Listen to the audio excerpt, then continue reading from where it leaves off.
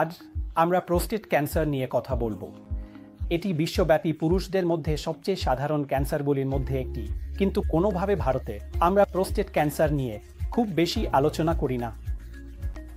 যে কোনো পুরুষ যার বয়স ৫-০ বছরের বেশি বা যার পরিবারে ক্যান্সারের ইতিহাস আছে, তারা প্রোস্টেট ক্যান্সার হওয়ার উচ্চ ঝুঁকির মধ্যে থাকে।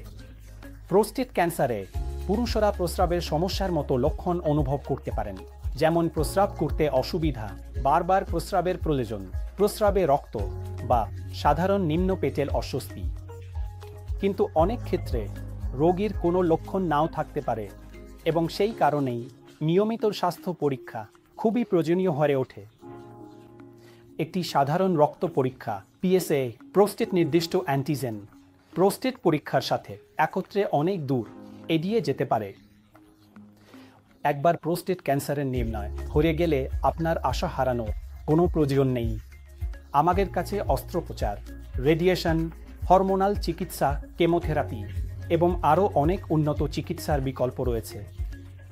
এখানে অ্যাপোলো ক্যান্সার সেন্টারে একটি দলের অংশ হিসেবে আমরা আমাদের রোগীর জন্য সঠিক চিকিৎসার বিকল্পগুলি নির্বাচন করি, যাতে তাদের বেঁচে থাকার এবং সুস্থতার একটি ভালো সুযোগ থাকে।